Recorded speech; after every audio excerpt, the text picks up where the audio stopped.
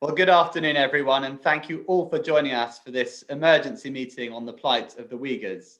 My name is Phil Rosenberg, and I'm Director of Public Affairs at the Board of Deputies of British Jews, the national representative body of the UK Jewish community for 260 years. With so much happening at the moment, we are really grateful to parliamentarians for taking the time to join us. I'll come back to Nusrat Ghani in a minute. With just a few days' notice, we have with us a former leader of the Conservative Party in Sir Ian Duncan-Smith, the Shadow Foreign Secretary Lisa Nandy, Liberal Democrat Home Affairs spokesperson and chair of the APPG on the Uyghurs, Alistair Carmichael, the chair of the Foreign Affairs Select Committee, Tom Tugendhat, and the originator of this amendment, Lord Alton, as well as so many others. And this attests to the seriousness with which you all take this issue, and we very, very much appreciate it. We continue to be grateful to the co-chairs of the APPG on British Jews, Christian Wakeford and Wes Streeting, for their ongoing support on this and so much else. We're particularly pleased, if I may say, and honoured to be joined by Rahima Mahmood, the UK representative of the World Uyghur Congress, who's done so much to raise awareness of this grave issue. Friends, you may know that later in this month, on the 27th of January, we will mark Holocaust Memorial Day.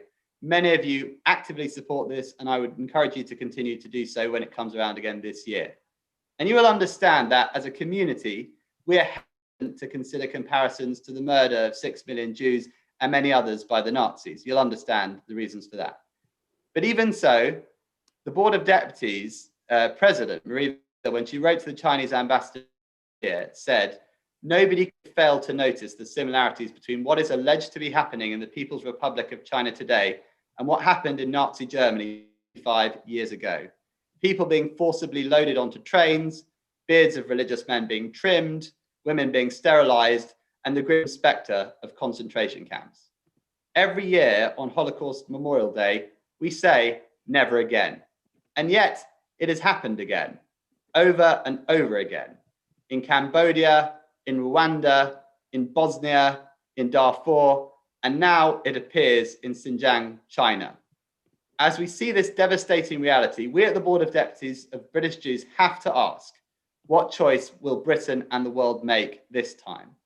Are we willing to stand aside and do nothing as millions of people are herded into concentration camps, as people stigmatized their ethnicity, religion, are made to do forced labor, as women are forcibly sterilized, as children are cruelly separated from their parents?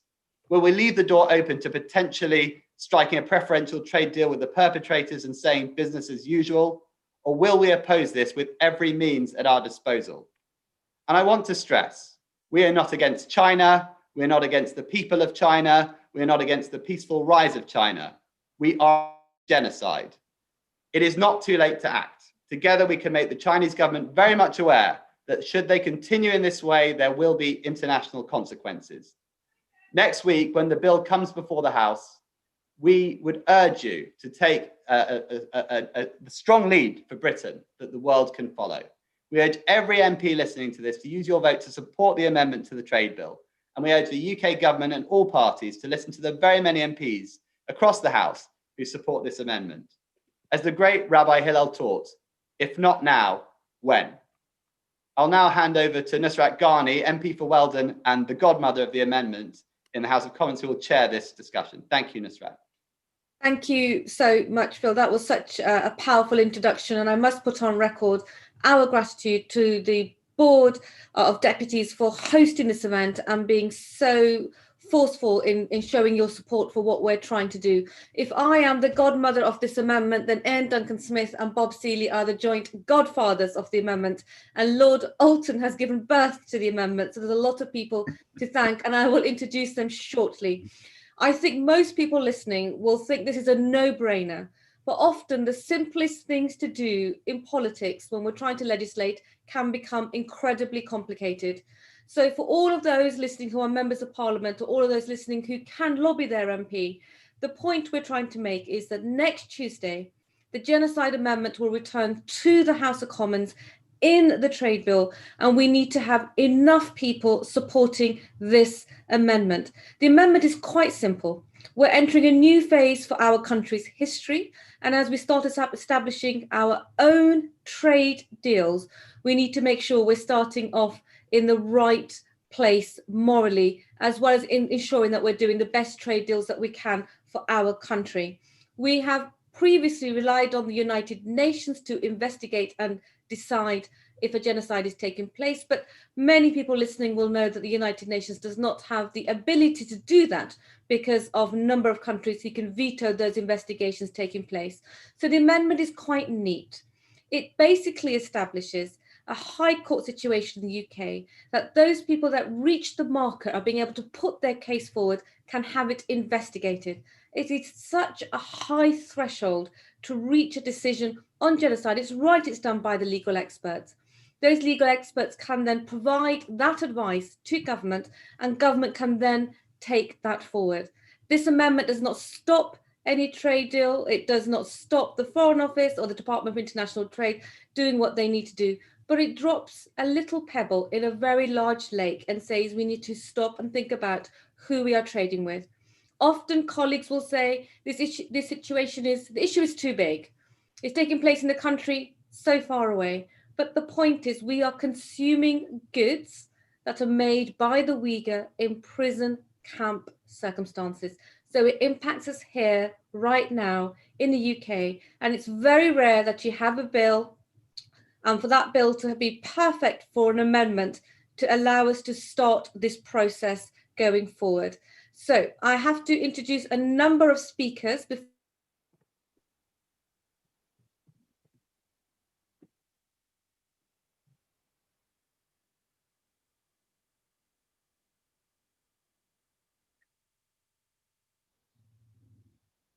well as Lord Alton, we also have a barrister with us, Arif Abraham, who can also answer any of your difficult questions. So please do not be shy about putting any question forward. The first person I'm going to introduce, who will have 4 to 5 minutes to speak, is the wonderful Lord Alton, who has been managing this amendment over in the House of Lords and finally gets to send it over to us in the House of Commons on Tuesday. Lord Alton, the floor is yours for 4 minutes. Thank you very much, Naz. It's a great pleasure to be with you this afternoon. I'm very conscious that we've recently commemorated the 75th anniversary of the Nuremberg trials and the crafting, indeed, of the word genocide itself by Raphael Lemkin, 49 of whose relatives have been murdered during the Holocaust. A few months ago, I stood at a genocide site in northern Iraq at Simele, where Assyrians and Armenians were murdered. It was those events which had drawn Lemkin into a study of mass atrocities. And of course, Hitler would say famously, infamously, who now remembers the Armenians? And that has been the story of genocides, of them happening and people forgetting what occurred. During that same visit, I met Yazidi leaders. Previously, I'd been to Burma and met with Rohingya leaders and visited a village the day after their homes had been burnt to the ground. And I went to Darfur, which was mentioned by Phil in the introductory remarks. That was a genocide that killed 300,000 people and displaced 2 million more. On return, I wrote a report which The Independent carried on the front page under the headline, "If this isn't genocide, what is?" At the time, I spoke to the much loved, now late, Rabbi Jonathan Sacks, Lord Sacks, and was greatly encouraged by the Board of Deputies as I campaigned at the time for genocide charges to be brought against Omar al-Bashir. That's the background then to my private members' bills on genocide determination, which I and Fiona Bruce in the House of Commons have laid over the last 3 years. Given the chance, though, in this trade bill, we saw that here was an opportunity to table the principles that underpin those private members' bills. And it was carried in the House of Lords by a massive majority of 129. Let me re-emphasize, this wasn't an amendment just coming from one independent crossbench peer or from a few colleagues. This was supported from the front benches of the opposition parties. So it had official support from those front benches. And more importantly, in many ways, given the politics that we have to deal with, it was sponsored by my colleague, Lord Forsyth, a former cabinet member in a Conservative government. It was sponsored by Ian Duncan Smith, former chief whip, Lord Blencathra. It was supported in the vote by Eric Pickles, the former chairman of the Conservative Party, and by Conservative peers like Lord Pollack, who will be well known to many members of the board. From the crossbenches, it received support from people like Lady Deach, who, of course, hardly needs instruction about the horrors of the Holocaust, and from two former Supreme Court judges and the Lord Chief Justice, the former Lord Chief Justice, Harry Wolff, Lord Wolff. Now, the debate, if people want to read it, is on my website. We've got many important speeches to hear this afternoon.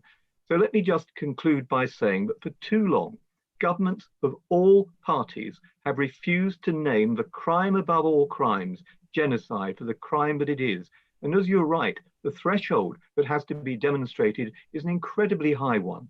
You have to demonstrate that not just even crimes against humanity have taken place, but this is a deliberate attempt to destroy a community on the basis of their ethnicity or their religion. Now, clearly, with 1 million Uyghurs in camps in Xinjiang, an area that I've personally visited before these events took place, but nevertheless, during those visits, I met with the Muslim community, and already they could see the writing on the wall. Why? Because of what was happening in neighboring Tibet to Buddhists there, whose own religious life and spiritual, cultural life was being destroyed by the same forces in the Chinese Communist Party, not people of China, but by the CCP. Now, it's naive at best and deliberately deceptive at worst to suggest that China would not use a veto at the Security Council and would refer itself for the allegations that now stand against it to the International Criminal Court. Even with 1 million Uyghurs in prison camps being used as slave labor and allegations of appalling crime that Phil has outlined to us, including forced organ harvesting, which Sir Geoffrey Nice's independent tribunal concluded has taken place. It's impossible to get those charges and those evidence before the International Criminal Court. For all those reasons, why don't we have the confidence, which is what this amendment does, the confidence to lay the evidence before the High Court of England and Wales, and to ensure that groups like the Uyghur Muslims have an opportunity to lay the evidence before a court of law and to demonstrate what is happening to them, and let that then have an impact on our policies, not least trade. It shouldn't be business as usual with people who are responsible for crimes against humanity and the ultimate crime of genocide. Thank you so much, Lord Alton. And I must put on record that you sit on the International Foreign Affairs Committee, and we're so grateful for all the work that you've done. And I hope that with my colleagues, Ed Duncan-Smith and Bob Seeley and everybody else on the call, we can do this amendment justice. Before I introduce Rahima, who will explain the situation, what's happening on the ground, because her family are still in Xinjiang. One of the important things that was raised by the Foreign Secretary at the dispatch box this week was the vile crime that has led to the 85% drop in birth rate of Uyghur women.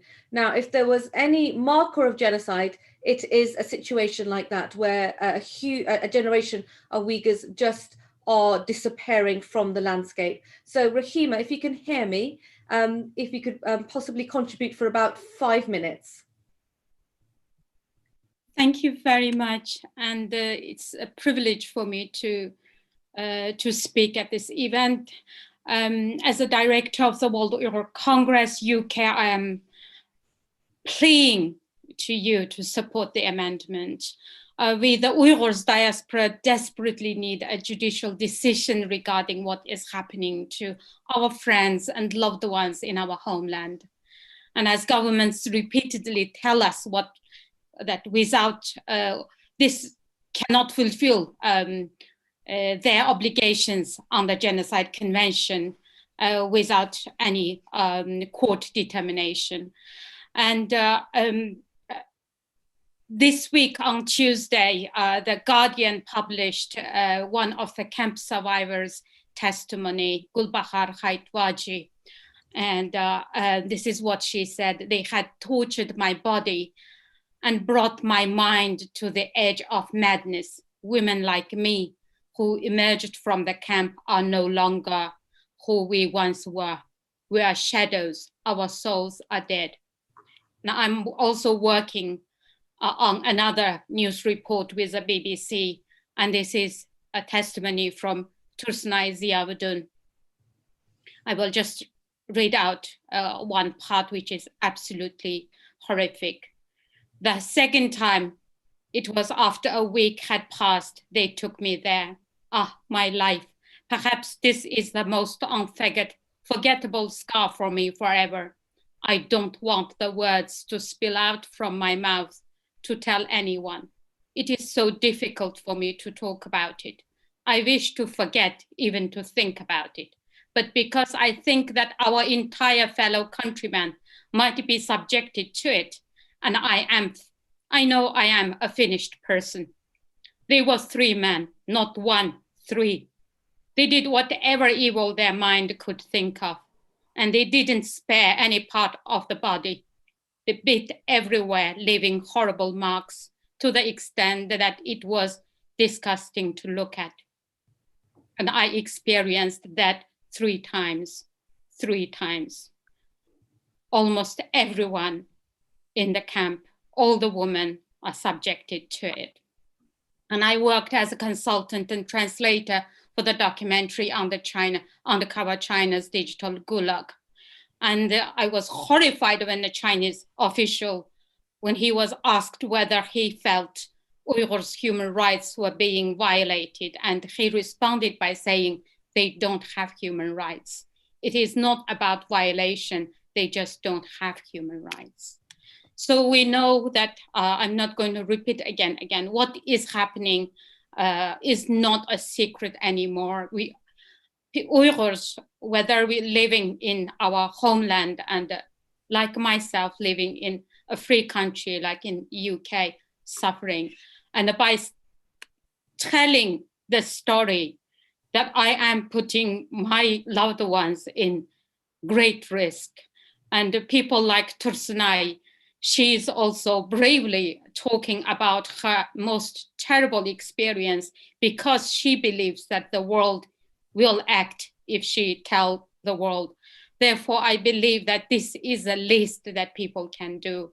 Thank you very much. Rahima, thank you so much. We know that you are in the most difficult position every time you speak about this issue because of the impact it can have on your family, but we are incredibly grateful for you being with us here this evening. I'm going to turn next to Tom Tiganat, who chairs the Foreign Affairs Select Committee and has been investigating links back to China, including supply chain links. And Tom, I always find it peculiar that colleagues can so passionately speak about how environmentally friendly her trade has to be and how ethical her trade policy has to be, but they seem to be slightly shy talking about how humane our trade policy needs to be. Tom, over to you, 5 minutes, please.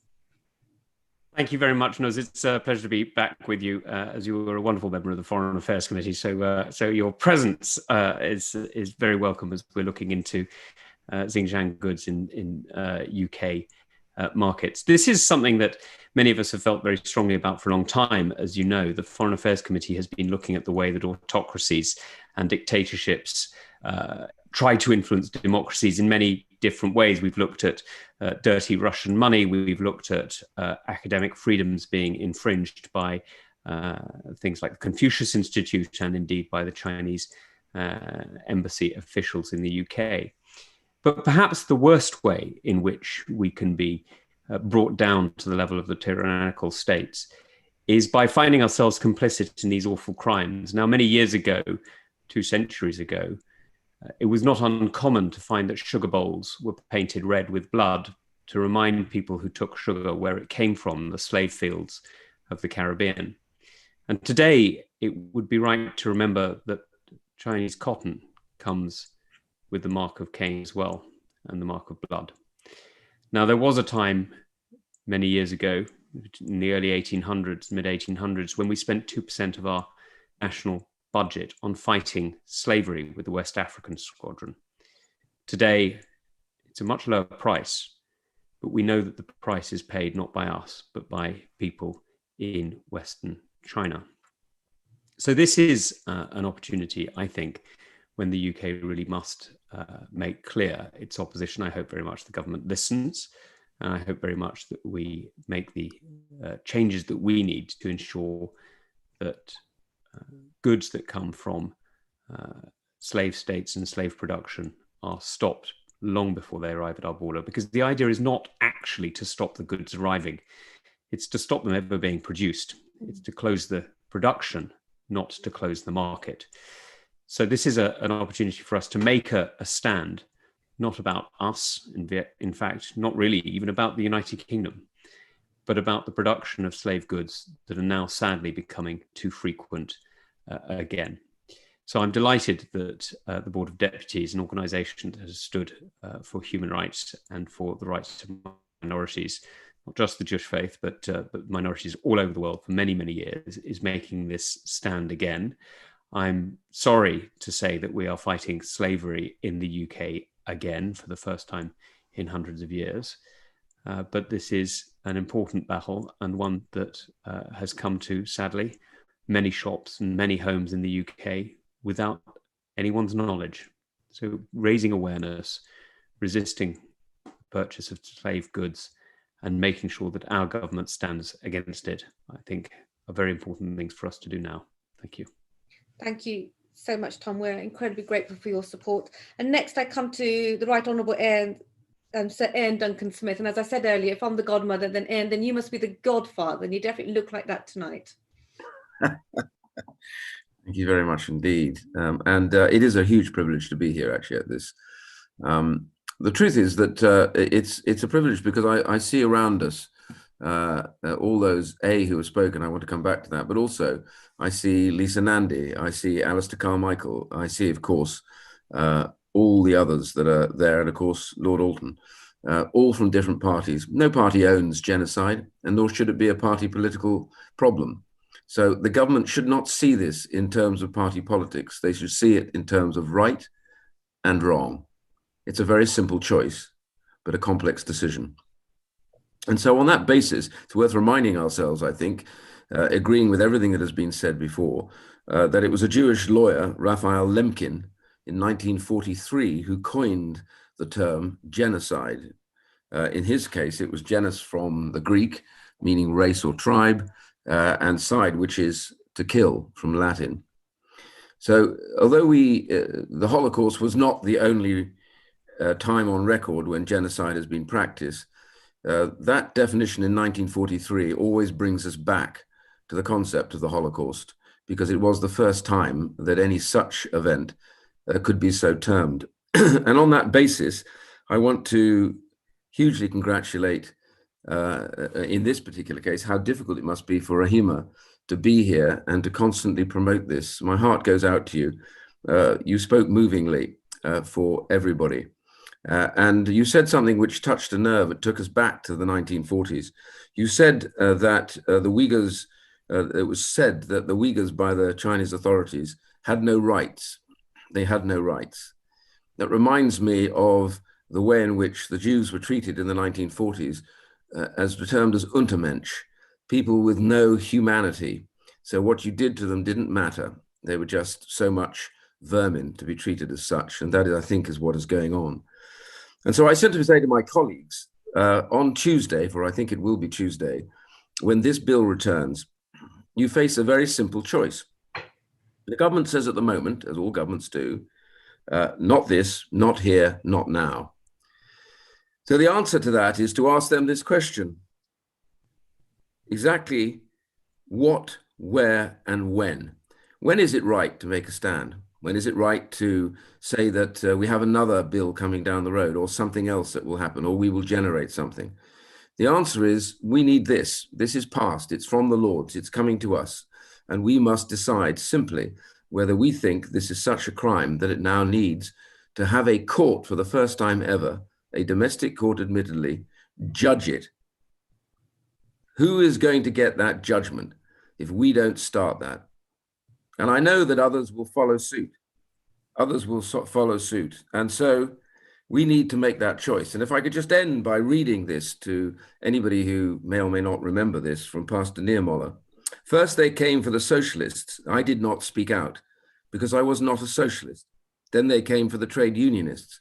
I did not speak out because I was not a trade unionist.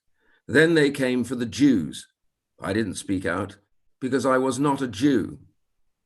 Then they came for me. And there was no one left to speak for me. If we in the Mother of Parliaments do not speak for those who are benighted and trashed by authorities, then frankly, I don't think we deserve to be in that Mother of Parliaments. And I hope my colleagues will agree with me. And thank you. Another powerful contribution. Thank you so much. Please use the chat forum if you're shy about asking a question. And next, can I ask Lisa to contribute for about 5 minutes? Lisa and Andy, over to you, please.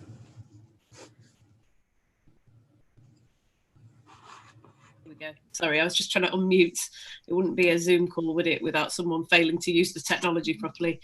Thank you so much, Nus, and thank you for bringing us together like this at such short notice. I find it really difficult, if I'm honest, to follow what Rahima just said.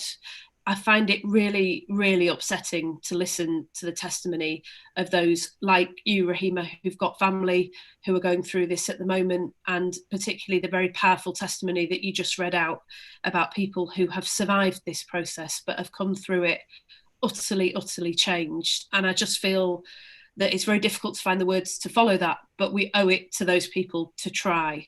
So I will start by saying that the treatment of the Uyghur Muslims in Xinjiang is a scar on the conscience of the world.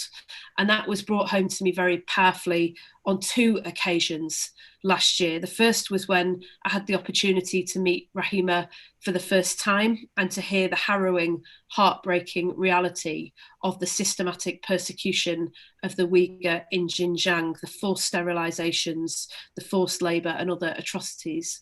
And I don't mind saying that the situation of women and children is something that I will never forget. It's the sort of testimony that you hear that leaves you with a lasting sense that you will not rest until something has been done to stop it. The second moment was on the Andrew Marr programme in June last year, when I think we all remember the absolutely chilling interview that unfolded. And just after that, as Phil said in his introductory remarks, Marie van der Zyl wrote to the Chinese ambassador on behalf of the Board of Deputies. And that way in which she laid out the similarities between what happened in Nazi Germany and what is happening today, the people being forcibly loaded onto trains, the beards of religious men being trimmed, the women being sterilised, the grim spectre of concentration camps. I think for those of us who've grown up knowing and learning only too well about the Holocaust, with parents, or in my case, grandparents, who fought in the war in order to stop that from happening, we just feel absolutely that it would not be in keeping with the UK's tradition of standing up to mass atrocities, to persecution, and against that Holocaust to turn away now. So I want to thank the APPG and I want to thank the Board of Deputies for the work that you've done to make it so crystal clear, as Ian said, that we can't in any conscience turn away. And I hope that that cross-party presence that Ian referred to here today, just in and of itself, sends a powerful message about the strength of feeling in the House of Commons and the House of Lords. We will not allow this to become a partisan issue. Nuss, Ian, Tom, Alistair, Lillian, Wes and I and all of the other MPs and peers on this call, we will stand together to make sure that the UK shows leadership on this. And I just want to echo something that Ian said too. You know, I represent the official opposition and we have plenty of knockabouts in the House of Commons. There are plenty of things that where we can choose to have party political disagreements and try and get one over on one another. This is not one of those issues. This is not about getting at the government. This is not about attacking the government. This is about making sure that we are on the right side of history in the United Kingdom and that our country lives up to the values that we claim to represent. And I was in the chamber earlier this week alongside many of the MPs here and heard very strong words from the Foreign Secretary about what is happening in Xinjiang, and I welcome those words, but I want to see those strong words backed up with similarly strong action. There are so many things that we could do, including targeted sanctions on the officials responsible in Xinjiang, including strengthening further the Modern Slavery Act. But most of all, what I wanted to underline today is that next week we have the opportunity to take a stand together when Lord Alton's amendment and other amendments to the trade bill return to the House of Commons, having had a very clear view expressed from the House of Lords that we must take this stand. against genocide and make sure that the UK is part of the solution and not part of the problem. And, you know, many of us start from different points on the political spectrum, whether it's about our relationship with China, whether it's about our approach to trade, whether it's about the precise mechanisms that we would personally or our parties would prefer in order to achieve our end goals. But we have found a way to come together in order to make sure that we don't just stand as bystanders while no action is taken, but that we compromise and we work together in order to make sure that the UK acts.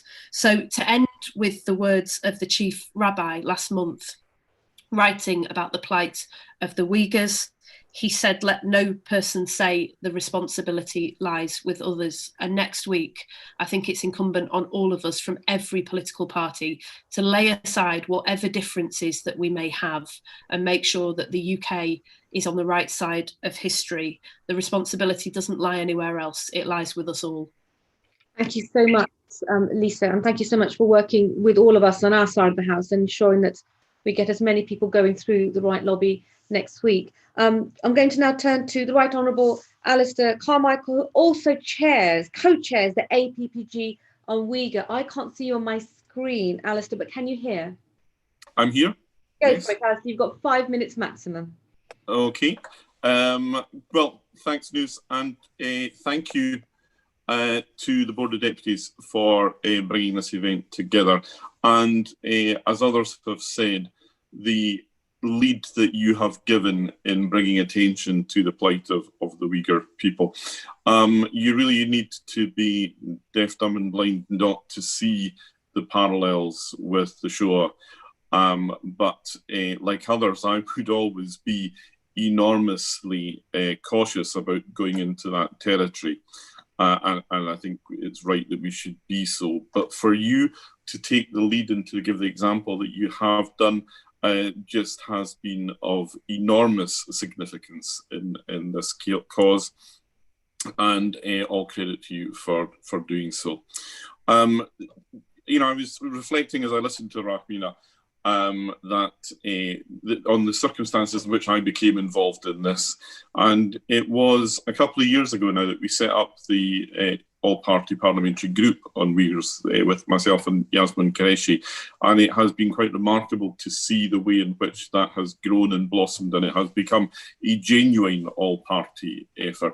You know, Lisa said that we all, you know, in this case have to compromise and work together, and I absolutely understand what she means by that, but in fact this is one occasion where it's very easy for us all to work together without actually having to compromise very much, because we all come at it from very much the same direction. You know, I reflect back in my own involvement in it, and I remember having the slot on Newsnight played to me by a former member of staff, which was the item that had been filmed by John Sweeney, the first time it had really hit network news in the UK.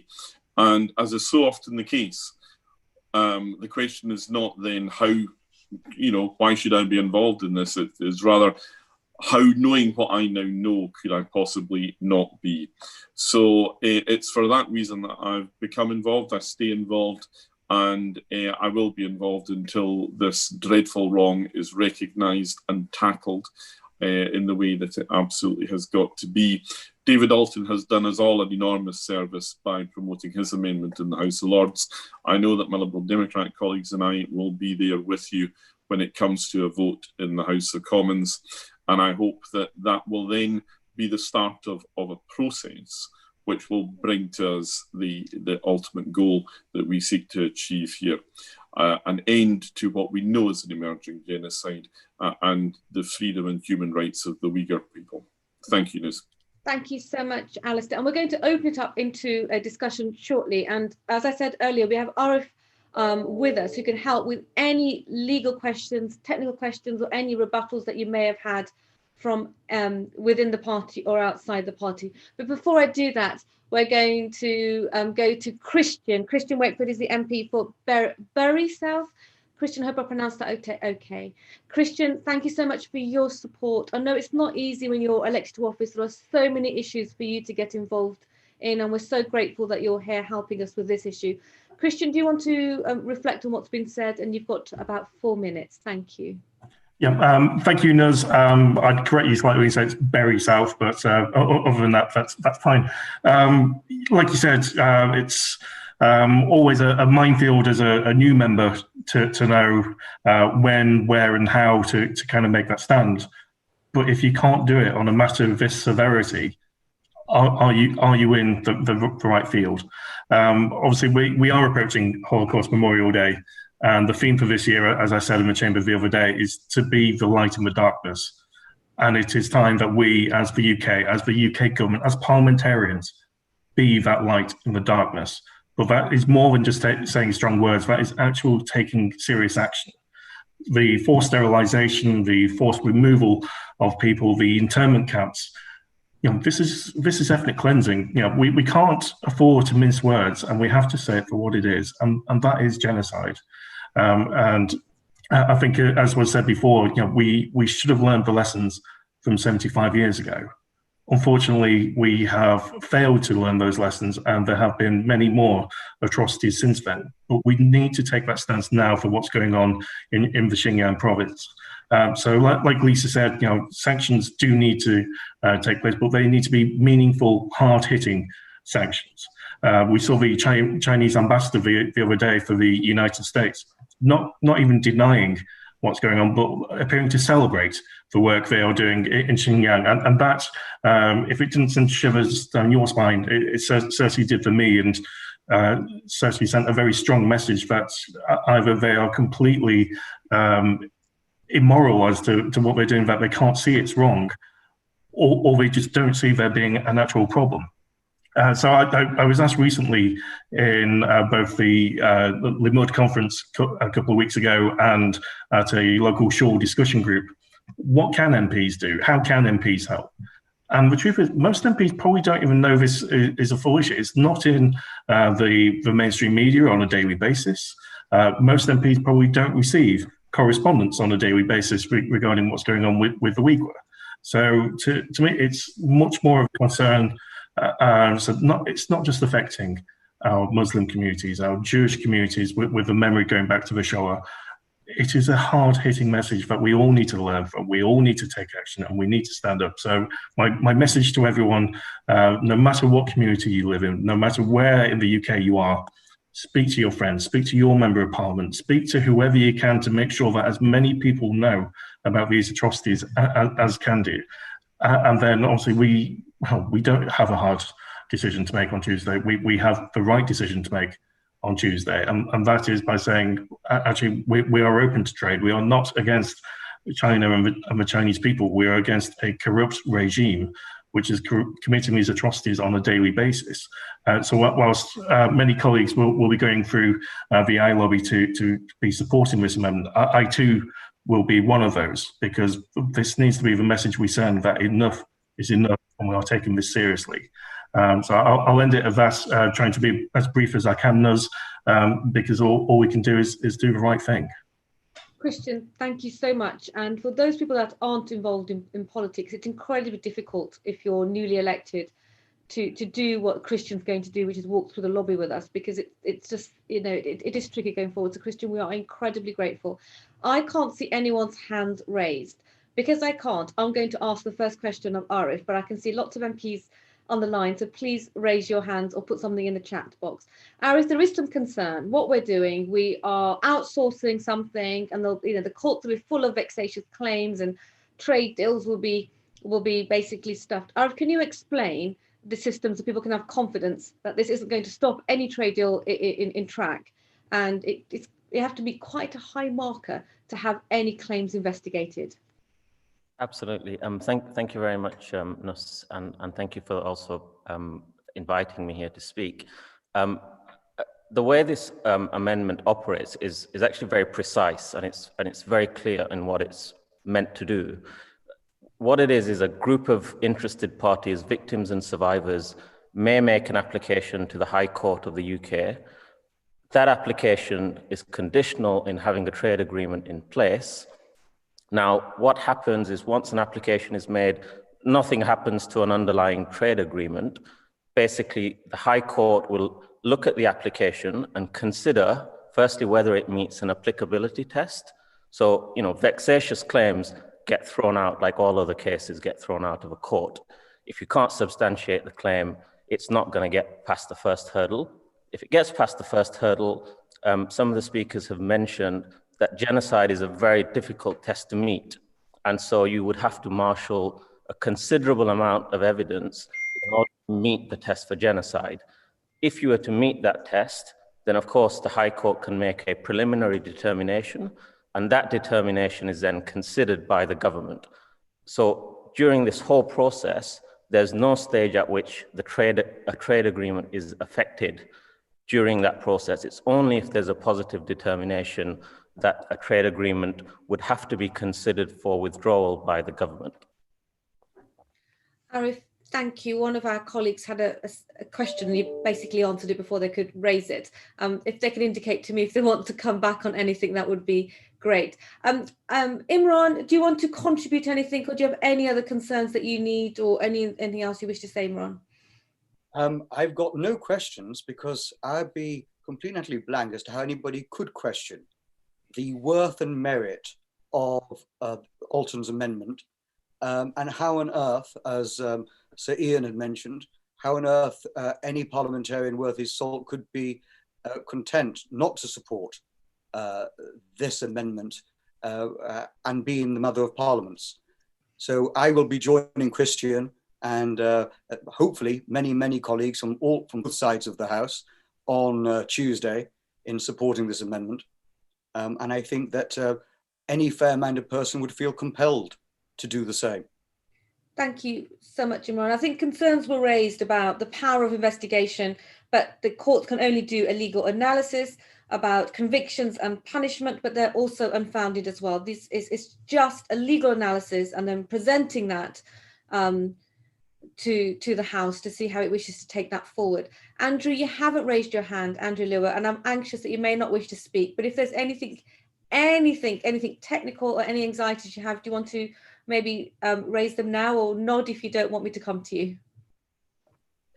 Well, this is really more for you and Ian and co and my other parliamentarians, is just to make sure that we get the procedures right, given that there's so many proxy votes and what have you going on there. But that isn't something I want to detain other colleagues on here about. I just want to make sure that we get our ducks in a row in terms of how to actually do this. Andrew, you've hit on a very important point that Ian Duncan-Smith and myself were dwelling on just this morning. The vote will be on Tuesday. So if you wish to alert your proxy which way you want to vote, make sure you do that on Tuesday. If you want your proxy vote returned to yourself, make sure you let your proxy vote know and let the appropriate officials know in the House so you can vote yourself. It is going to be a busy Tuesday because there may be a number of amendments to vote on. But if you contact me, Ian or Bob Seeley, we will add you to a very tight WhatsApp group, Andrew, and we'll help direct people so they're alerted to when the vote is coming. I must say that if you wish to speak on Tuesday, the deadline to write to the speaker's email is 1 o'clock on Monday. So please put in to contribute. So whichever way you wish to vote, at least you've got an opportunity to speak and ask questions of the minister well before he summons up at the dispatch box. So getting to speak deadline is Monday, and the vote will be on Tuesday. Are there any other questions?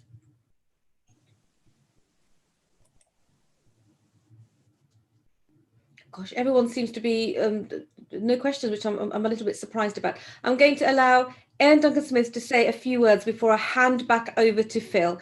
Ian, just, your experience in these matters and experience of dealing with colleagues across the House, any final words of confidence you can give to colleagues, and also just managing next week as well? Well, there's not much I can say to my colleagues, because at the end of the day, all these things are down to them. They need to make the judgment based on what they've seen and what they've heard today.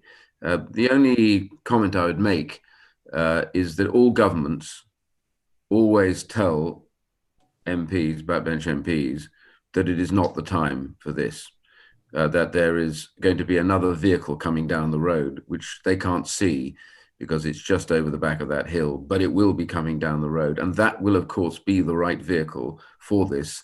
So hold off on this because we can do this better somewhere else at a different time and a different place. The answer to that is no.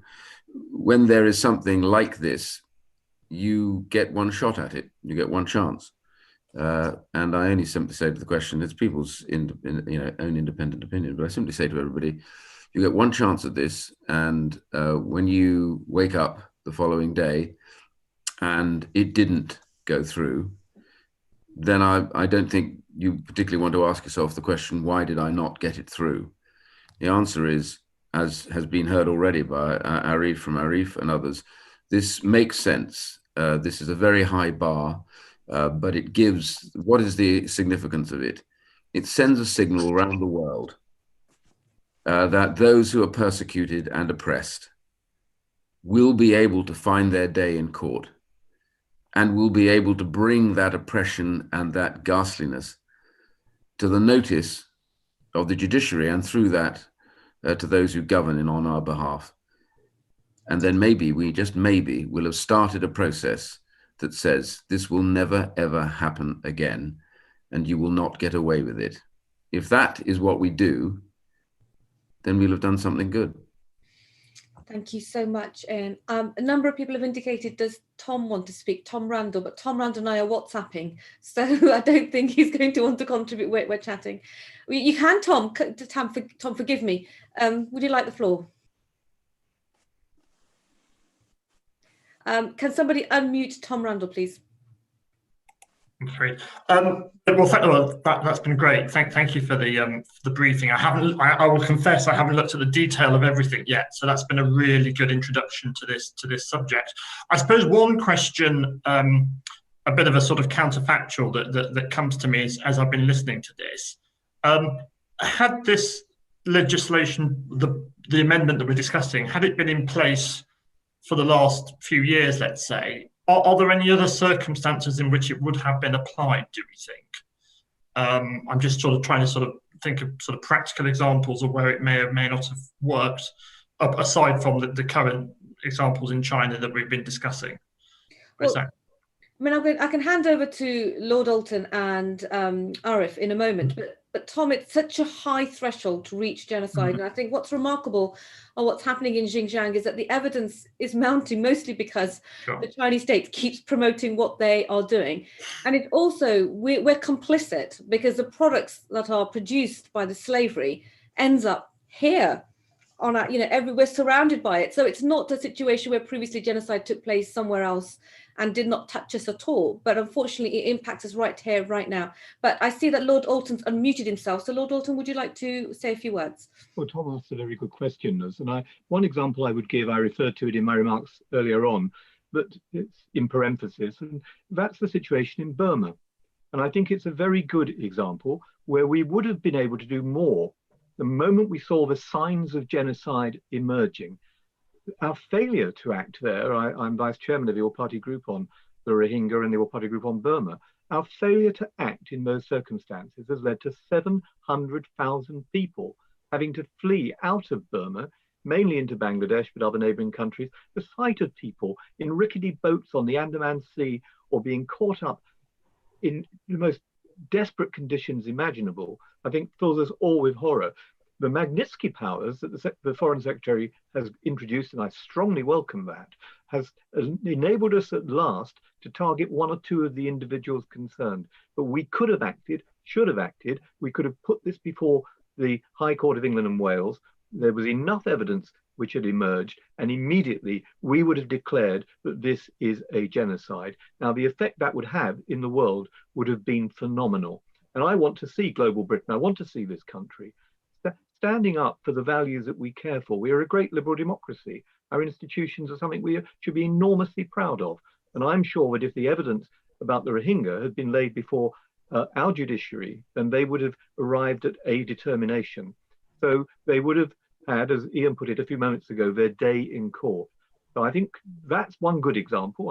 I suppose one could roll the clock back to others. I mentioned Darfur in my remarks earlier on, and trade is an issue with Sudan. It might have been one of the things.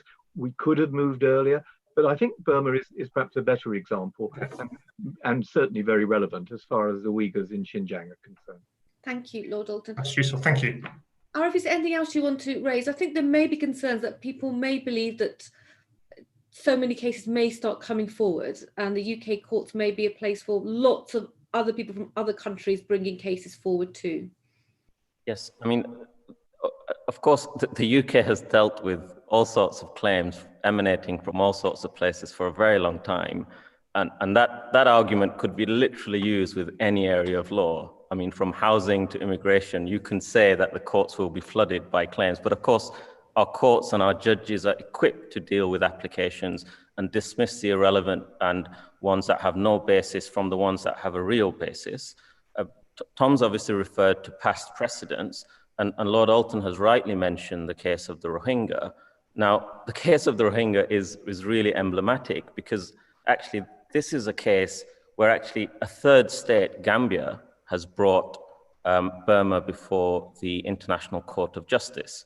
Now, you might say, well, if we are so strong on prohibiting, preventing and punishing perpetrators of genocide, why didn't the UK bring a case to the International Court of Justice? You know, we are a party to the Genocide Convention.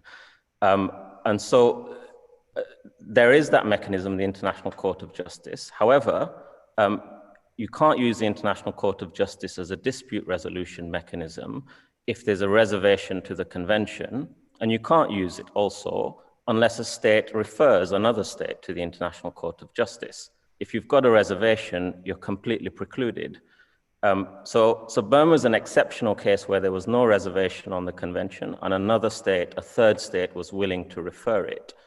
The only other two major precedents that we have is obviously Bosnia and Rwanda. Now, in both those cases, the UN Security Council had actually set up a court or tribunal to deal with those matters. Now, of course, the UN Security Council can only do that if nobody vetoes the setting up of those courts or tribunals. Now, I can't say much about the Uyghurs because I'm involved with the Uyghur Tribunal, and obviously we're starting this determination completely afresh. But what I can say is that obviously China has a reservation on the Genocide Convention, which means that the only mechanism which allows for an interstate dispute, which is the International Court of Justice, you cannot utilize it. The only other option is if the UN Security Council refers China to the International Court of Justice, which of course it can't because China sits on the UN Security Council. So essentially any state responsibility is completely precluded, and individual responsibility is precluded because the only international court that can deal with individuals is the ICC. Now, China isn't a party to the ICC. The only way you can get it to the ICC is through a UN Security Council referral, which obviously you can't get if China was to veto it or any other state. So essentially, the argument that international courts can determine these issues is just not correct, because actually there isn't a mechanism here in order to deal with the issue of genocide. Bringing it to the UK court will allow that determination, and then responsibilities will flow from that. Beautifully put, Arif, in the chilling situation that we're in. And we've come up to our deadline, I'm afraid. So I'm just going to hand over to Phil to close this event for us. Phil, over to you. Thank you so much, Nusrat. And I want to thank everyone who's spoken today so very, very powerfully. It's been inspiring to see the cross-party consensus on this issue, and we hope that this will carry forward to the vote on Tuesday. In particular, I'd like to thank you, Nusrat, for the wonderful chairing and the leadership you've shown on this issue, but also to Sir Ian Duncan-Smith, Lord Alton, Shadow Foreign Secretary Lisa Nandy, Alistair Carmichael, Foreign Affairs Select Committee Chair Tom Tugendhat, Christian Wakeford, and all who've joined us and contributed so powerfully. And I think we all owe our very special thanks to Rahima Mahmood, who, along with the World Uyghur Congress, has done so much to raise our awareness of this very, very grave issue. And she does so bravely, as you've seen today, and provides an incredible service, not just to us, but to all of humanity in so doing. So thank you so much, Rahima. When our president, Marie van der Zyl, wrote to the Chinese ambassador, she did receive a reply. And I'll just share one of the things that was most shocking about it. As well as the usual spin lines, at a certain point in the letter from the Chinese ambassador, he boasted that in the UN there'd been a move to congratulate China for its humanitarian treatment of the Uyghurs, which was a huge surprise to us, as I'm sure it will be to you. So we looked this up, who had promoted this. And it was a measure sponsored by Belarus, the last dictatorship in Europe, seconded by the Democratic People's Republic of Korea, North Korea, Iran, Saudi Arabia, and a laundry list of the worst human rights abuses in the world. Now, any of us would not have been delighted to have received such a claim, but the Chinese clearly thought, the Chinese Communist Party clearly thought this was proud of. And I think this just tells you what we're dealing with here. The Board of Deputies, together with the World Uyghur Congress, has produced a briefing paper, which it will send out to MPs this afternoon. I know Nusrat has sent something similar, or might be the same thing already, but no harm in getting it twice, which will provide further information about the amendment and some frequently asked questions. And we'll also send the video, the link to this discussion, which I think will be illuminating for those colleagues who wanted to be here but weren't able to. Just lastly, I'd say everyone who's come here, please urge all colleagues on all sides of the House to back this amendment. As we've heard, it shouldn't be a partisan issue. It should be an issue of common consensus and natural conscience. And if you have any questions, don't hesitate to be in touch with us on this or indeed any other issue. We are here to support you in your work. I cannot underscore the importance we place on this issue, and I thank you once again for your time this afternoon. It really is appreciated.